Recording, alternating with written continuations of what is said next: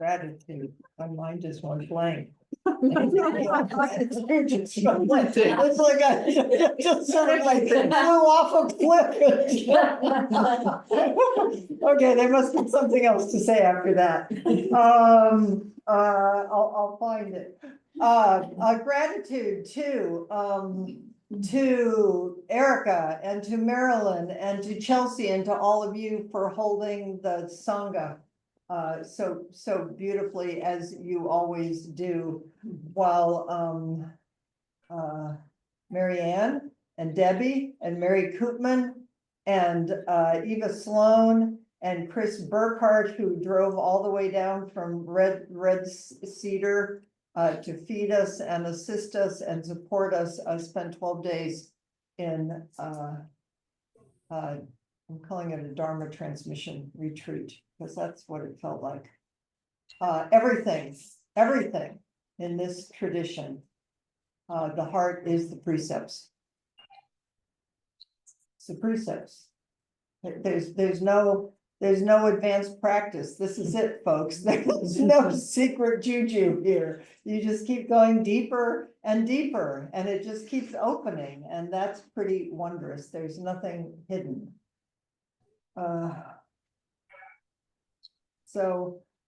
We have been holding this within the Eightfold Path, deep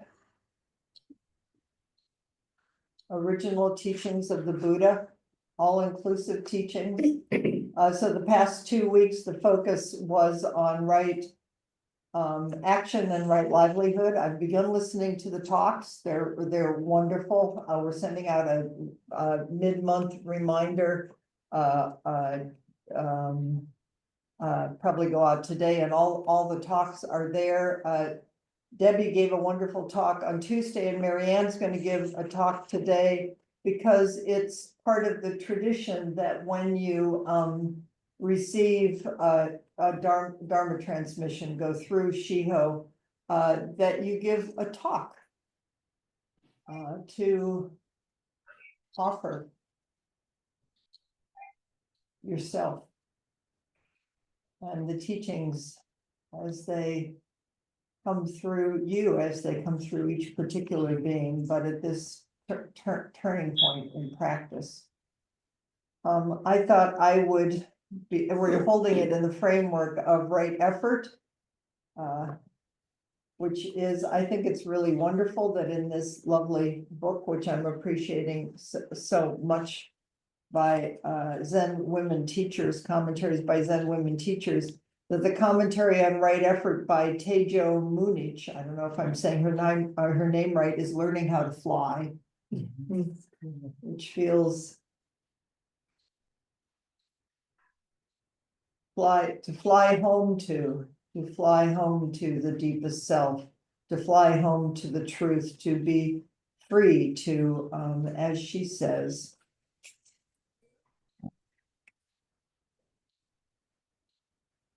I realized that I was facing in the direction I was going, that I was doing what was truly in my heart, no longer looking back, no longer resisting. I was truly flying.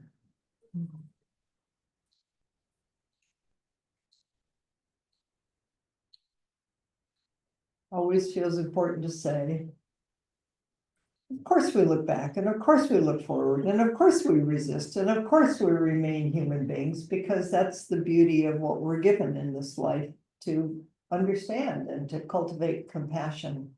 And I do think there is, we'll see what Marianne has to say, but I do have more and more of a feeling of flying, the freedom of flying with, in fact, I think Erica said something like that in her talk about open to the whole sky and firmly rooted on the earth. So having said all that, Marianne, please go. Oh, and yes, I need to give you all this stuff. Okay. Just the computer. Just the computer. There we go. Bye. Does it need to have that? No, No. okay. That was just power. You Power. have plenty of power. Oh, I got plenty of power. Oh, boy. Holy moly. More than ever.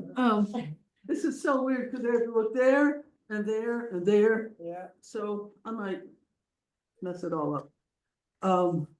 Well, blessings. Thank you, Chris. And you will, thanks, greater than the sands of the Ganges. Thanks. And to this Sangha, because, I don't know if you know it or not, you were supporting us, actually leading us. I'm going to invite you to sing, the Retreat, but also just by your being. but another time. By your being here, we knew you were here. Found We singing, were there and I'm what a gift. So, fine, okay. totally tons of gratitude to everybody here. Thank you. And just completely. Well, what I thought I'm gonna talk about a few things. These three basic things, sort of what priest ordination in general, and then Dharma transmission. Priest ordination means to me, Dharma transmission, and then something about right effort. But I wanted to, of course, my priest ordination was quite a while ago, but this is just another reiteration of it, right? So it's still that.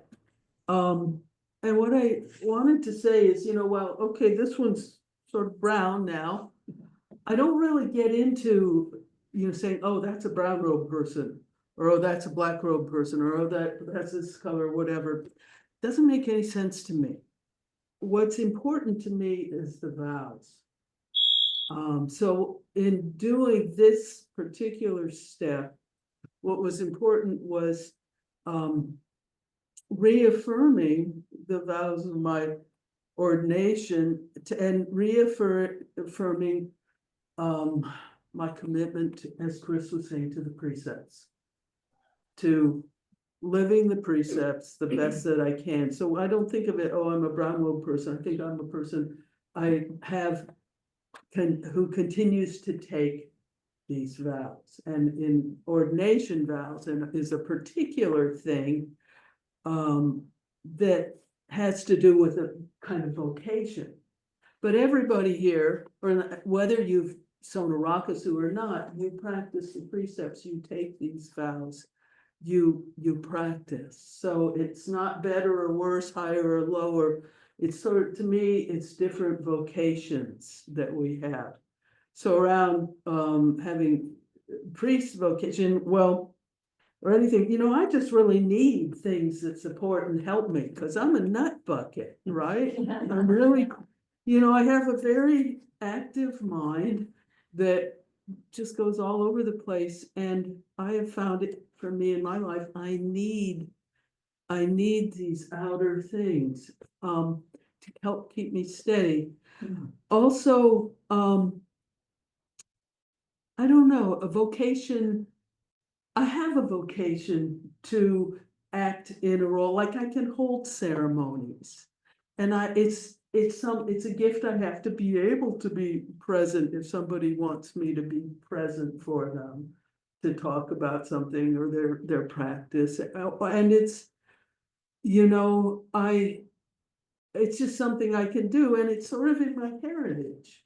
Because, my father was an Episcopal priest.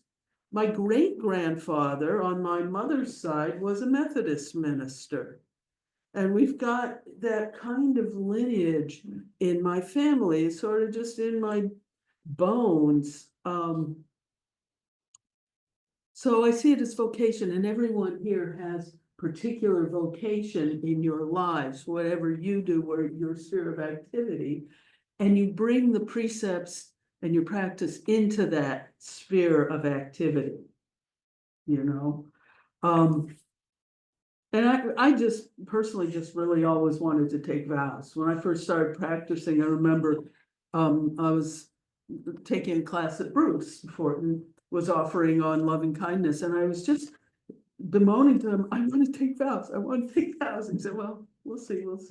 Chris says, let's be curious. Let's just see, one step at a time. But for me, that has been a powerful urge probably all my life. And I didn't find the venue for it until I settled down in Zen practice and settled down on the cushion. I part of the vow for me is, as far as priest vows, is the idea of renunciation. And you probably may do this as well, but for me, it's active because I got to be reminded all the time. But what it means to me is that all my actions of daily life, relationships are subsumed under the vows of refuge, the vows of the precepts, the bodhisattva vows, that is first. And such as I am able, imperfectly, because I'm just a human being.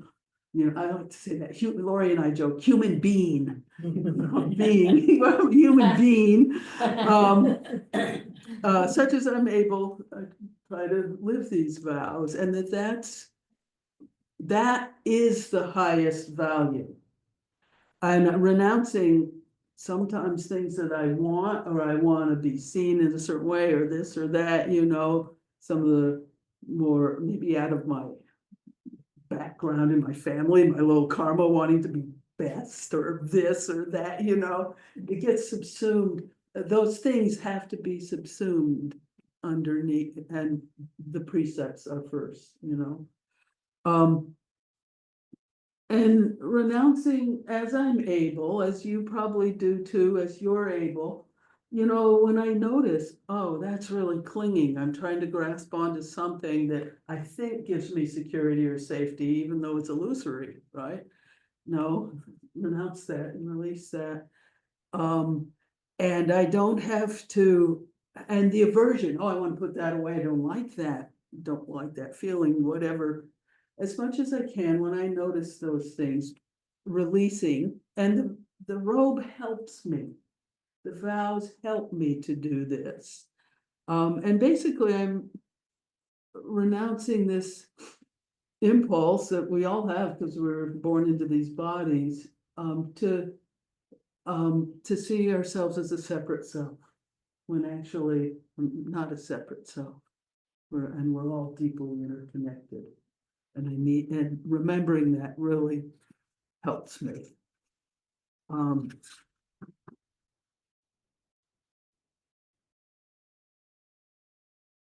So it's like, also in priest ordination, they talk about leaving home, but coming home to your deep self, which is the deep reality, this vast reality of our shared Buddha nature.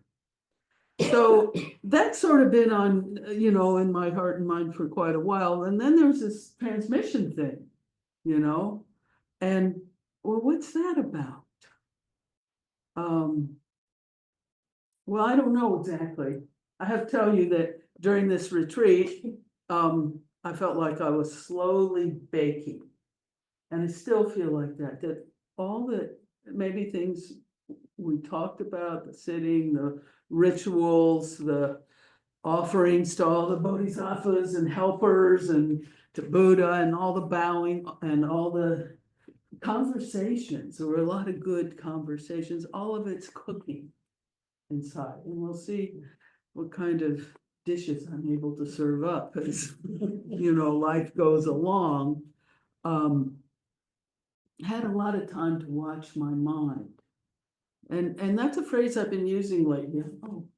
Especially when I start thinking, thoughts that are not so helpful, I think, oh wow, okay.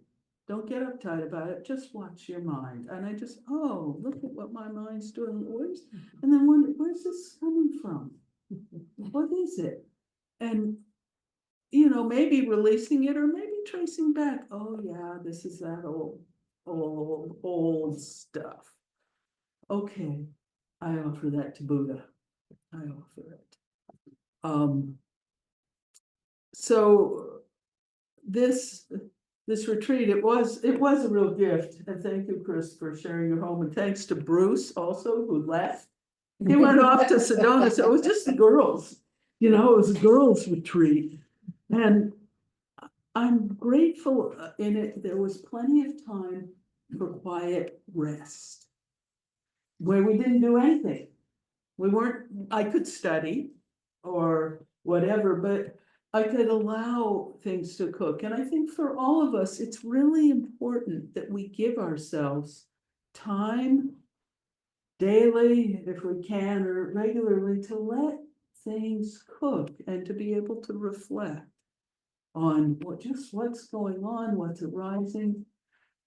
We need that. And I felt that Chris's scheduling of it, it really allowed that. I feel a little bit shy wearing this, somehow it's like, God, that's bright. It's brighter than what I'm used to, but I suppose I'll get used to it. There's an added layer with Dharma transmission that you say yes to, and that's, as I understand it, it's vowing to deepen in and uphold the tradition, the lineage that we're a part of, and that this great practice is a part of, and that I vow to show up, to be present. And really, the bottom line is to it's come back and say, yes, I will, to say yes. To me, the bottom line vow of this transmission is say yes, yes, yes. And I'll do my best to carry on this tradition in the best possible ways. And there's different rituals that help support you doing that.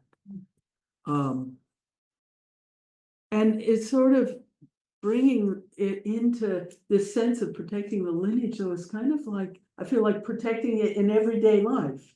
As I walk around and do whatever I'm doing, it's like it's back to the precepts again then. How I react, how I act, how I respond. It's all there, but it's sort of alive. There's an aliveness. I came home with a sense of aliveness. And yeah, aliveness.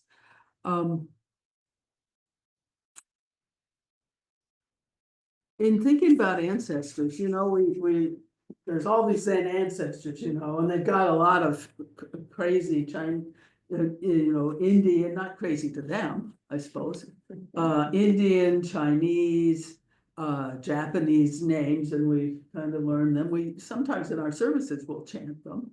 And if you have taken Jukai, you have the lineage lists too, both the men and the women. And those are ancestors, and then I've been thinking a lot about ancestors. Ancestors are also our families, our, maybe friends who have gone. It's everybody, and not just ancestors. You realize in the ritual, well, yes, maybe you take on being an ancestor, but we're descendants too. I'm descended and I'm an ancestor, and you are too. I'm an ancestor even though I'm not dead. You are, I think we all are, but it's in this entering into Dharma transmission, it's sort of making it really front and center. We're all ancestors, we're all descendants. We're all just taking a step each day, cultivating the path.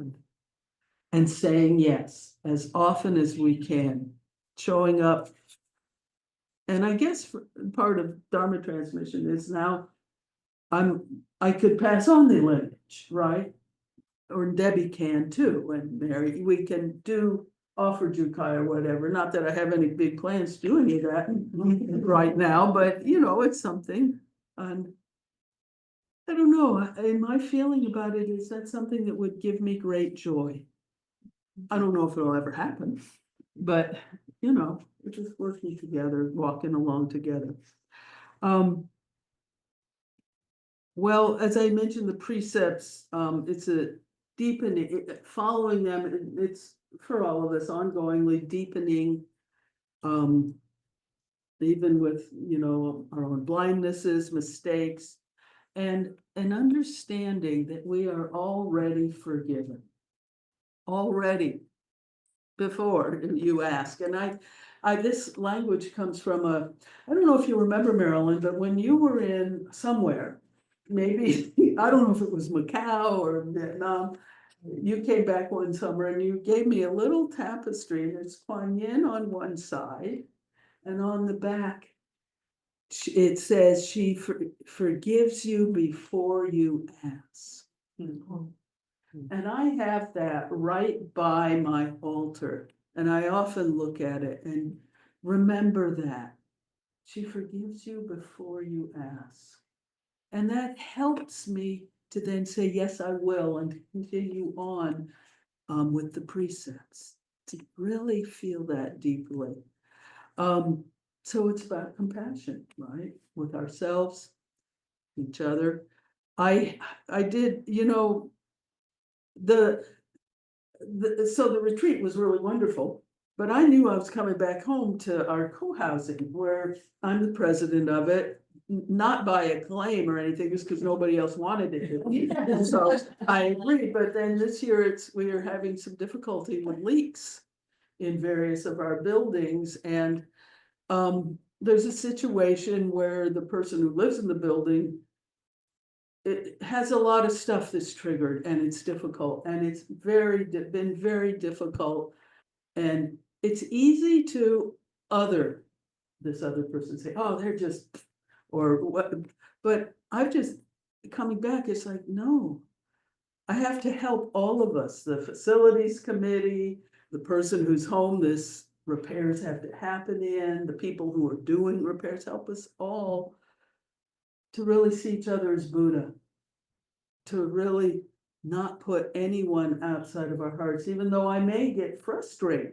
I do, and so don't put myself outside of my heart either with the frustration, but to realize holding everyone with compassion. And so it comes down to real world stuff, real world experiences, whatever is going on in your life. It's how does it come down to your real experiences. And I think Chris has used this language, and I know it's from a talk also long ago by Norman, where he says, see everyone as Buddha.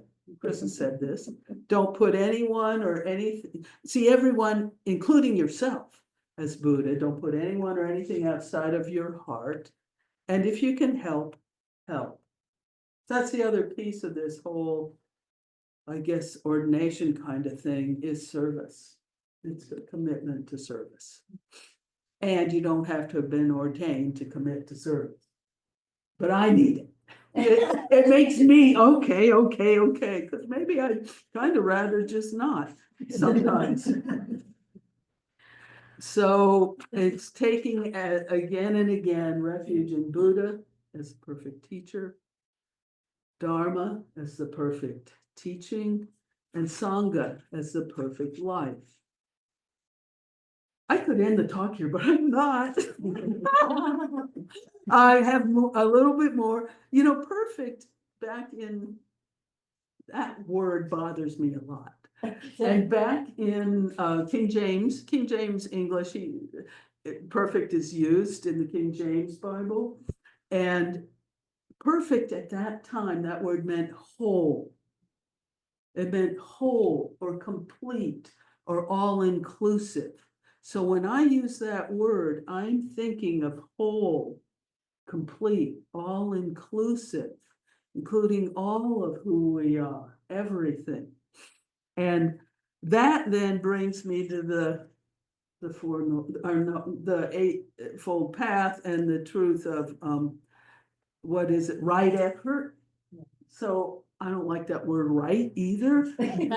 So I think of it as wholesome, with that same sense of wholeness, wholesome effort that includes everything, the failures, our ability to do something. It's all inclusive, wholesome effort, but I will bring all of me to whatever is the thing that I'm putting the effort toward. Wholesome effort, and wholesome kind of has the sense of, it's like mom and apple pie or something. It's like something really grounded and healthy. And and whole. It makes me think of something satisfying in a deep, deep way. So this effort that's satisfying. So our effort comes from a deep place of love and compassion and saying, yes, I will. And even in difficult times when it's really hard, it's still there. So I have a poem I want to share with you before I close. And this is from this book, Sky Above, here. Sky Above, Great Wind, The Life and Poetry of Zen Master Ryokan. And it's a fairly new, I don't know how new, translation by Kaz Tanahashi. And, Ryokan was a Zen practitioner in Japan in the 1700s, I think. And later, or was it 18? Maybe 18. I might be messing up his dates. 1758 to 1831. So it spanned those 2 centuries. And he's well beloved in Japan, but he was a trained monk, but then he left the monastery. He'd taken all the vows, studied and all this, but he left it to be sort of a hermit or wandering monk, but he wasn't a hermit in terms of he never interacted. He interacted with people all the time. He'd going around on begging rounds for food, he'd wander in the village, play with kids, he'd wander in sake shops and have some sake. He was not opposed to that. But quite an interesting guy. And he had a staff that was that had the 6 rings, I think the rings like Jizo's staff. And so as he'd walk along, it would jingle, so kind of to ward off if there are any creatures or snakes or whatever, and I just love that. So I have one poem I want to read, and I'm going to read it once and then read it again and tell you a little about a few of the allusions in the poem. And I think it speaks both to this Dharma transmission and to wholesome effort. And it's called Takuhatsu. And which I think is going on the begging rounds. Thank you. Marilyn's saying, yes, you got it right. You're not missaying. So here's his words. On the first day of the 8th month, I walk into town, begging. White clouds follow my high-spirited steps. Autumn wind rattles the jade rings on my stick. 1,000 gates open at dawn. Bamboo and plantains paint themselves in front of my eyes. House to house, east to west, I beg for food. Wine shop, fish market, it's all the same. Looking directly at the world, one crushes hell's mountain of swords. Walking slowly evaporates the boiling cauldron. Long ago, the prince of King Shuddhodana taught, and the golden ascetic intimately received transmission. It has been more than 2,700 years. I too am a child of the Shakya family. One robe, one bowl, totally clear. Old man Vimalakirti once said, give and receive food as you would give and receive Dharma. I take his point. Practicing solidly, who will not reach the year of the donkey? So let me just go through, because there's a few allusions. I had to look up some of them and sort it out. But so he's going into town. On the first day of the 8th month, I walk into town begging. White clouds follow my high-spirited steps. Autumn wind rattles the jade rings on my stick. 1,000 gates open at dawn.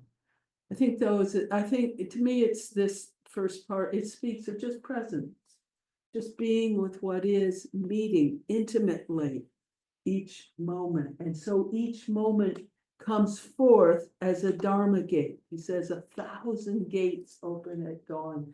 It's like each gate, everything, each interaction, each breath is a Dharma gate. It's all teaching us about the great earth and world and all beings. Then he goes on, bamboo and plantains paint themselves in front of my eyes. So that's similar. House to house, east to west, I beg for food. Wine shop, fish market, it's all the same. Looking directly at the world, one crushes hell's mountain of swords. And I think that again is that when we come forward, following our breath, that intimacy of just meeting, that crushes. I love this, hell's mountain of swords. I think of that as all these thoughts I have of this or that, all the stories I make, oh, that person's a so-and-so and that person's a this and all of that, it crushes it because we just meet with that intimacy right there. And then, I love this one too, walking slowly evaporates the boiling cauldron. Well, you know what that kind of is like. So when I'm feeling that, stop, take a walk. Walk slowly, breathe, let it settle. Let it settle. And that's what his practice, I think, partly. And then long ago, the Prince of King Suddhodana, that's the Buddha, taught, and the golden ascetic intimately received transmission. So that the golden ascetic is Mahakashapa, and it's alluding to that moment, the story about Buddha is speaking, and Chris loves this story, I think. He lifts up a flower, he twirls the flower, and Mahakashapa smiles. He gets it. It's just this. It's this moment, just this. And that's said to be the first transmission in the lineage, just this. So then he goes on and says, well, how many years it's been, more than 2,700 years. I too am a child of the Shakya family, which is the Buddhist family. We all are. We all are children of the Buddhist family. One robe, one bowl, totally clear. To me, that's just the groundedness of these vows. One robe, one bowl, nothing special, nothing extra, just this. Old man Vimalakirti, he was that lay practitioner, was a major teacher, once said, give and receive food as you would give and receive Dharma. I don't know, to me that speaks to that everything we do is sacred.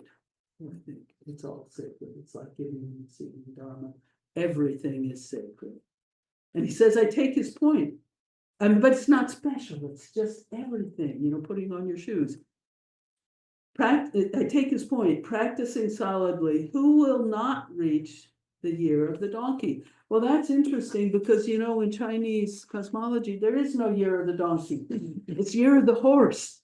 And the horse, it can be a workhorse, but it might also get dressed up and be the king's horse or queen's horse or in battle and all, it's spiffy and all this. But a donkey, a donkey? But you think about somebody aspiring toward a donkey? But the year of the donkey, a donkey is, it's effort. This again is about wholesome effort. Just as donkeys, not trying to be the big horse or the grand one necessarily, just wholesome effort, grounded. I read about donkeys, they can be stubborn. I thought, well, I think that's resolute. Yes, I will. Yes, I will. Resolute. So Ray Okin's embracing and encouraging us to. So I love that poem. The last thing I'm going to say is from Wavy Gravy. He lives in Berkeley. He's in his 80s now. Most of you laugh, so I hope you know kind of who he is. Well, from the Wavy Gravy movie, which was made now maybe 15, 20 years ago, he at one point he's praying before his altar, which has everything on it, including Donald Duck.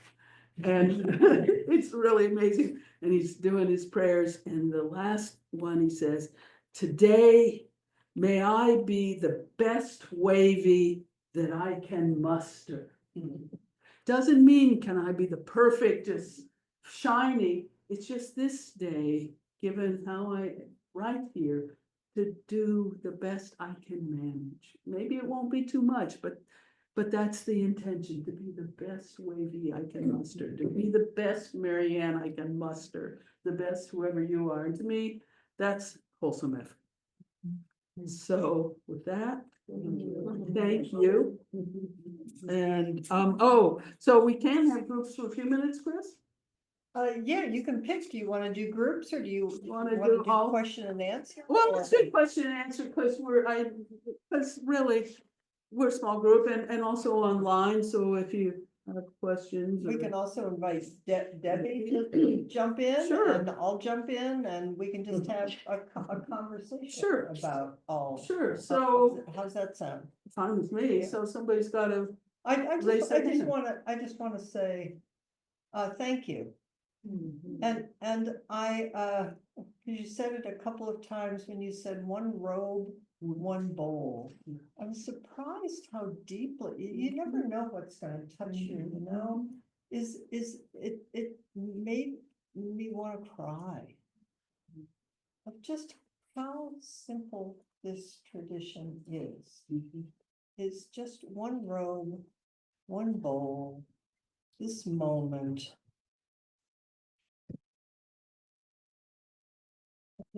Just again, seeing each person as Buddha. Being of service, how can I be of help? And humility.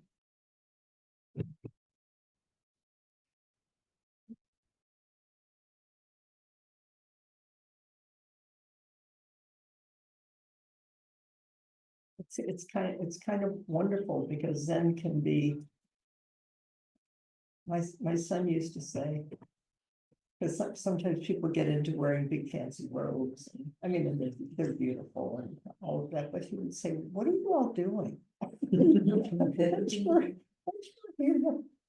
mean, and there's a million ways to help and there's a million different forms, but there's something about just one robe, one bowl, just this, just open hand, open heart. So thank you. Yeah. yeah, go ahead.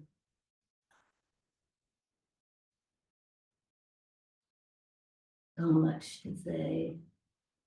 But I've known you a long time, Mhm. started off a long time.